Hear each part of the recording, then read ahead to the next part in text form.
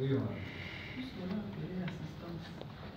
Quand on assiste, il n'a pas continué, ce sont les autres qui vont continuer. Mais qu'est-ce que là on a dit? C'est bien de dire à votre propos.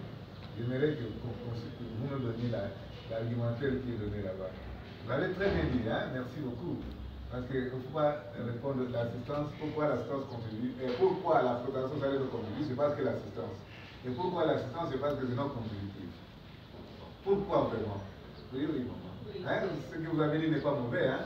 On voulait en faire partie de vous. On dit que c'est non contributif, il n'est pas nécessaire d'avoir cotisé pour en bénéficier. Il n'est donc pas nécessaire d'avoir cotisé pour en bénéficier. C'est quoi l'exemple? Quel est l'exemple qu'on pourrait donner de l'assistance?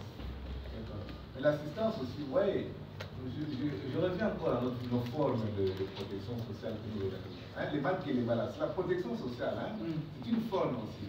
Mais est-ce qu'elle est contributive ou non contributive? Elle est contributive. Hein? Parce que vous avez cotisé, vous avez le droit. Alors donnez-moi un peu une forme d'assistance. Mais quand nous nous disons que un des membres est en difficulté, le vanille, tu devez assister. N'est-ce pas? Oui. Mais c'est cette assistance ici. Hein?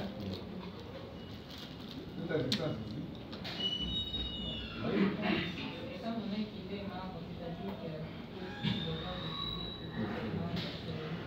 comme si on regardait, c'est quelle forme? Comment on l'appellerait? Une sorte de... Oui, avec le peu de manière. Il s'agit de l'État-providence et de l'État-gendarme. L'État-providence est une logique mise en place qui consiste à l'ensemble des interventions économiques et sociales au sein d'un État qui constitue les systèmes de protection sociale et qui vise à prémunir la population contre les risques sociaux.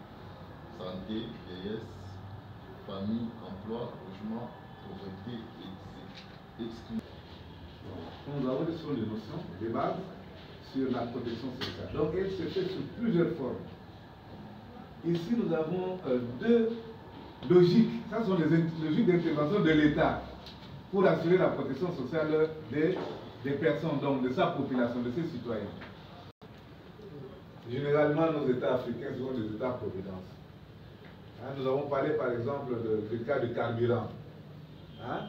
Donc l'État prend une responsabilité d'éponger, donc de prendre une partie des charges qui reviendraient aux utilisateurs, aux usagers, lui-même sans approprier. Mais tout ça avec l'objectif de réduire les risques. Hein? Au niveau de santé, au niveau de vieillesse et tout ça. Voilà. Donc, il prend déjà des mesures générales, hein, comme nous l'avons dit ici. Nous venons faire assez de des prestations sociales. Et je peux avoir de l'eau, je ne sais pas. En cas d'assistanat ou d'assurance sociale, il faut une autre c'est la population à payer, même une petite partie. Mais ceux qui sachent que ce n'est pas gratuit. Et là, dit qu'en Europe, on combine un peu les deux, l'État-providence et l'État-gendarme. C'est la raison pour laquelle en Europe, c'est mieux que même les États-Unis. Et chez nous, on vend des gens par exemple. Chez nous, vraiment, c'est l'État-providence. Voilà, donc le cas, il y a trois cas. Vous voyez, il y a d'autres pays qui combinent les deux, comme en Europe. Hein, il y a d'autres pays où vraiment il n'y a que l'État protecteur ou l'État gendarme. Il y a d'autres pays où il y a pratiquement, ou peut-être à 90% l'État-providence. L'État-providence, l'État gendarme et l'État interventionniste. Donc la troisième catégorie qui n'est pas citée ici. Ok, ici, voilà comme dans vos recherches, il y a aussi notre...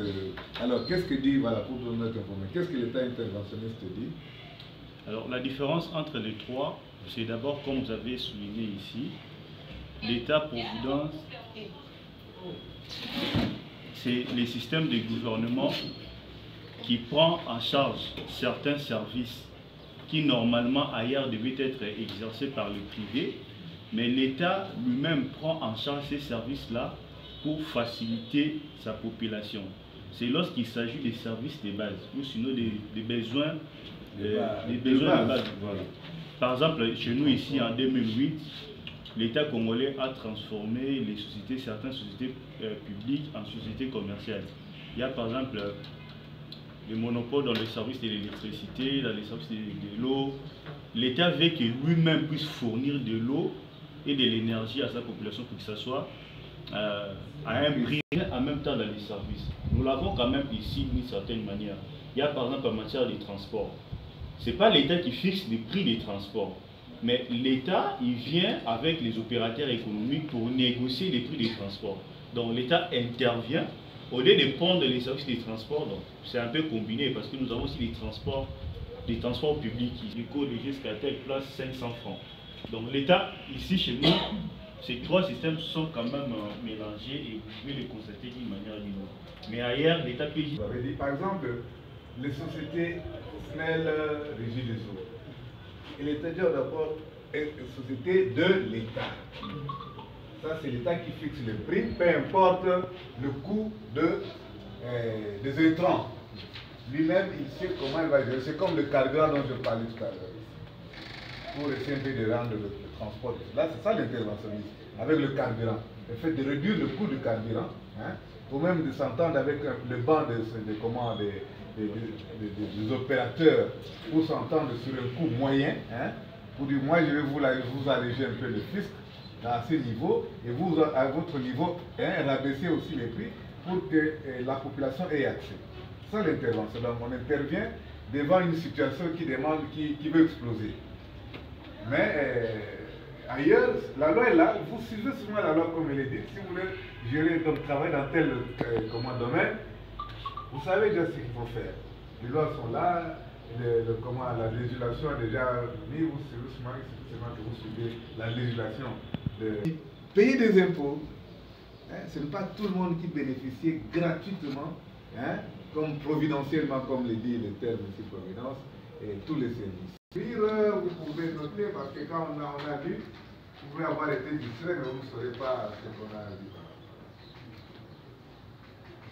Suivant alors, débrouillez-vous en tout cas pour que vous voyez aussi le mur. Il y a un risque.